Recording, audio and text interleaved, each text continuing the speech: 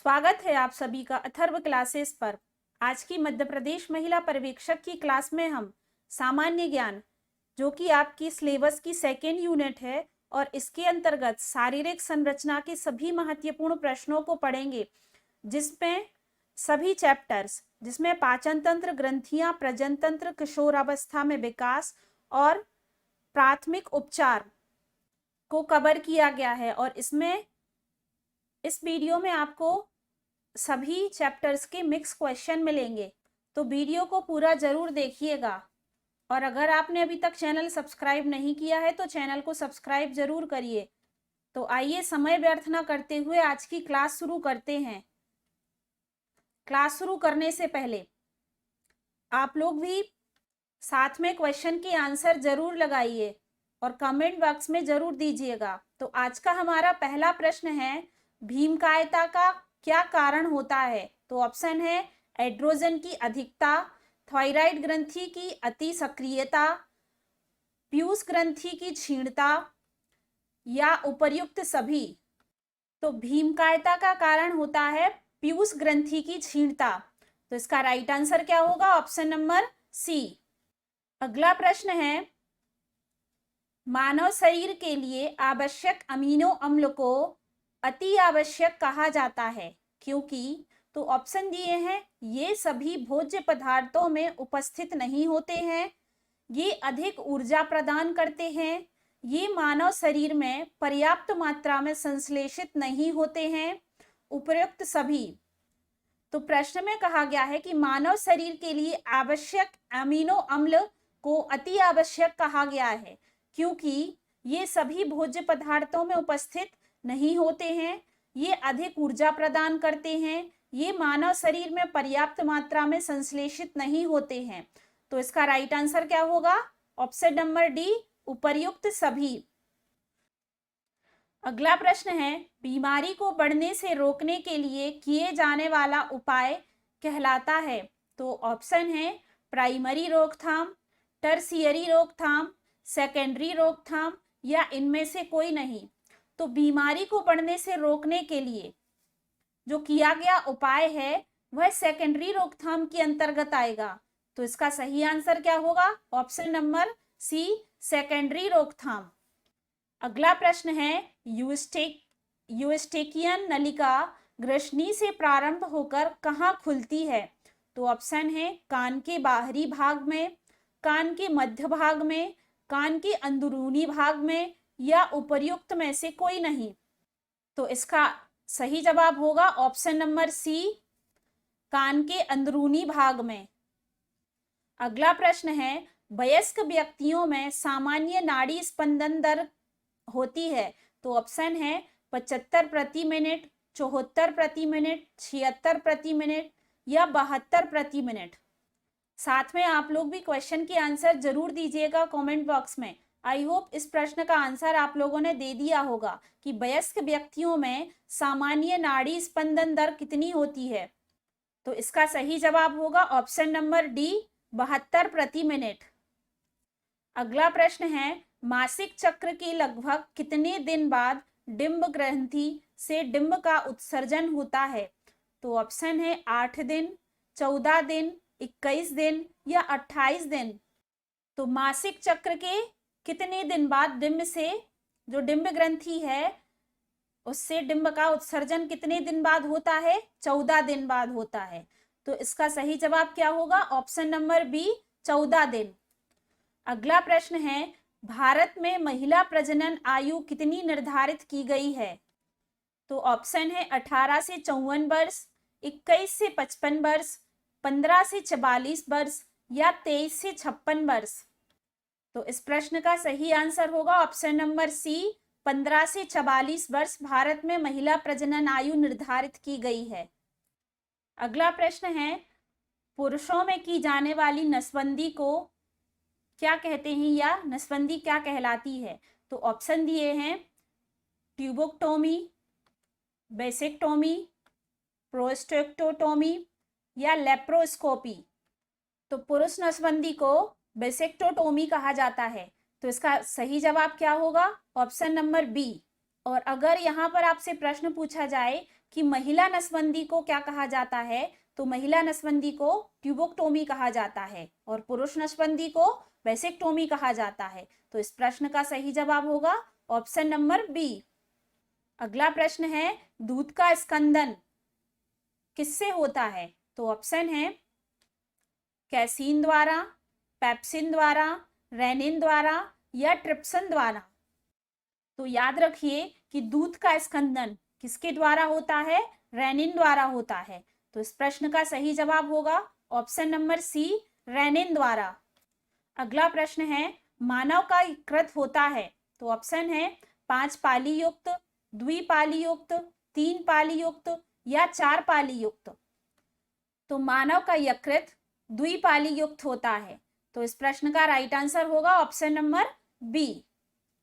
अगला प्रश्न है, ब्रूनर्स ग्रंथियां पाई जाती हैं, तो ऑप्शन है छोटी आंत में, मलाशय में, अमाशय में, मुख गुहा में।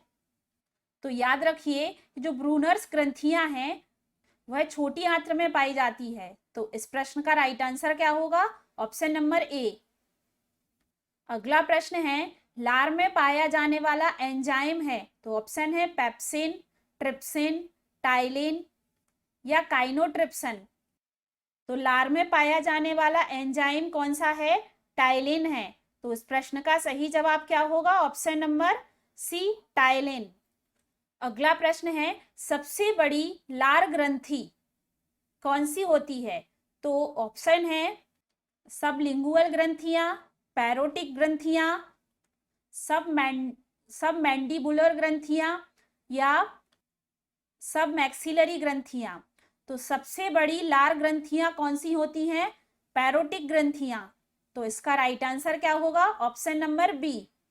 अगला प्रश्न है, आहार नाल में गति या पेशी संकुचन क्या कहलाता है, तो ऑप्शन दिए हैं सीस्टोल, पेरिस्टिलिस, डायस्टोल या मेटाक्रोनल। तो आहार नाल में गति या पेशीय संकुचन क्या कहलाता है, पेरिस्टिलिस। तो इसका राइट आंसर होगा ऑप्शन नंबर बी। अगला प्रश्न है, मानव शरीर में सबसे बड़ी ग्रंथि होती है, तो ऑप्शन है अग्नाशय, पीयूष, यकृत या थायराइड ग्रंथि। तो याद रखिए काफी इंपॉर्टेंट क्वेश्चन है कि मानव शरीर की सबसे बड़ी ग्रंथि कौन सी होती है, यकृत या लीवर। साथ ही याद रखिए कि जो इसका भार है लगभग कितना होता है, 1.5 किलोग्राम, लगभग 1.5 किलोग्राम इसका भार होता है लीवर का, और यह मानव शरीर की सबसे बड़ी ग्रंथि है। अगला प्रश्न है, मानव शरीर में अमीनो अम्ल के कितने प्रकार होते हैं, तो ऑप्शन है 15, 4, 20 या 10। तो मानव शरीर में अमीनो अम्ल के कितने प्रकार होते हैं, 20 प्रकार होते हैं। तो इस प्रश्न का राइट आंसर होगा ऑप्शन नंबर सी। अगला प्रश्न है, भोजन निगलते समय भोजन को श्वासनाल में जाने से रोकने वा संरचना, यहां पर है रोकने वाली। तो प्रश्न है, भोजन निगलते समय भोजन को श्वासनाल से जाने से रोकने वाली संरचना क्या कौन सी है, तो ऑप्शन दिए हैं ग्रसनी, घाटी ढापक, कंठ द्वार या निगल द्वार।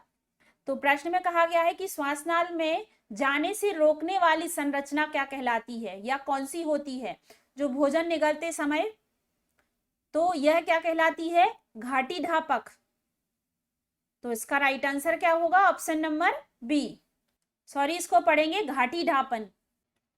नेक्स्ट क्वेश्चन है, वसाओं, कार्बोहाइड्रेट तथा प्रोटीन्स का पाचन कहाँ होता है, तो ऑप्शन, कुछ टाइपिंग मिस्टेक है, तो ऑप्शन ऐसे दिए हैं कि बड़ी आंत में, छोटी आंत में, यकृत में या अमाशय में। तो इस प्रश्न में कहा गया है कि वसाओं, कार्बोहाइड्रेट और प्रोटीन्स का पाचन कहाँ होता है, तो इन सभी का पाचन कहाँ होता है, छोटी आंत में। तो इसका सही जवाब क्या होगा, छोटी आंत में। अगला प्रश्न है, अमाशय में किस प्रकार की कोशिकाएं HCl का स्राव करती हैं?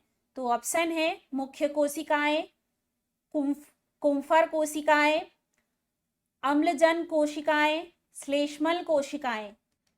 तो अमाशय में जो कोशिकाएं HCl का स्राव करती हैं वह कौन सी हैं? अम्लजन कोशिकाएं हैं। तो इसका सही जवाब क्या होगा?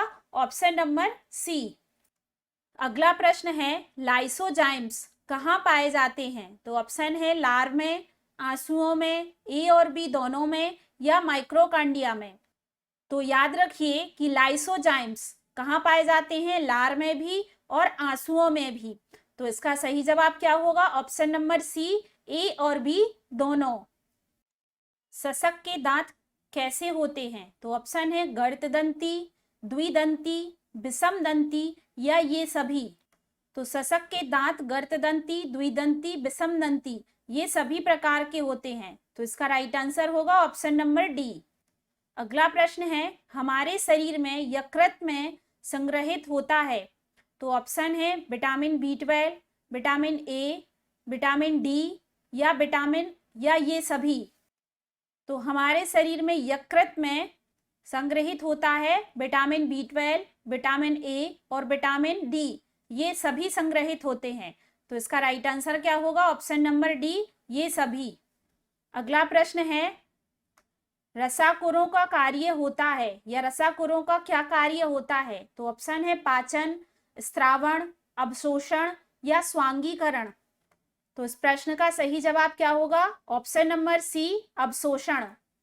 अगला प्रश्न है वह हार्मोन जो अग्नाशयी रस के स्त्राव को प्रेरित करता है? तो ऑप्शन है सिक्रेटिन, एंट्रोकाइनिस, गेस्ट्रन, या एंट्रोगेस्ट्रॉन। तो वह हार्मोन जो अग्नाशयी रस के स्त्राव को प्रेरित करता है वह क्या है? वह कौन सा है? सिक्रेटिन है। तो इसका राइट आंसर क्या होगा? Option number A. Next question है मनुष्य के जीवन काल में कितने दांत 2 बार उगते हैं? तो ऑप्शन है 32, 16, 20, या 30। तो मनुष्य के जीवन काल में पूछा गया है कि ऐसे कितने दांत हैं जो 2 बार उगते हैं? तो इसका सही जवाब क्या होगा? Option number C, 20।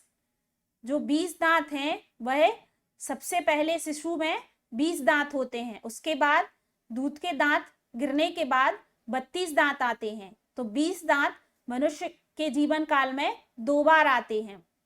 अगला प्रश्न है यकृत कोशिकाएं किसका स्रावण करती हैं? तो ऑप्शन है लाइपेस, पित्त, ट्रिप्सन, या एमेलाइप्सिन। तो यकृत कोशिकाएं किसका स्रावण करती हैं? पित्त का स्रावण करती हैं। तो इसका सही जवाब क्या होगा? ऑप्शन नंबर बी, पित्त। अगला प्रश्न है मनुष्य के अमाशय में के दूरस्थ भाग को क्या कहते हैं? तो ऑप्शन है फंडिक, फाइलोरिक, कार्डियक, या अमाशय काय। तो मनुष्य के अमाशय के दूरस्थ भाग को क्या कहते हैं? पाइलोरिक कहा जाता है। तो इस प्रश्न का राइट आंसर होगा option number B. Next question है कैसीन क्या है? तो ऑप्शन है दुग्ध जीवाणु, दुग्ध प्रोटीन, दुग्ध शर्करा, या दुग्ध बसा। साथ में आप लोग भी कमेंट बॉक्स में आंसर जरूर दीजिएगा। तो इस प्रश्न का सही जवाब क्या होगा? दुग्ध प्रोटीन। कैसीन क्या है? दुग्ध प्रोटीन है। तो इसका राइट आंसर होगा option number B. Next question है पित्त द्वारा बसा का इमल्सीकरण होता है? तो ऑप्शन है इलियम में, अमाशय में, यकृत में, या ग्रहणी में। तो पित्त द्वारा बसा का इमल्सीकरण कहाँ होता है? यकृत में होता है। तो इस प्रश्न का राइट आंसर होगा ऑप्शन नंबर सी।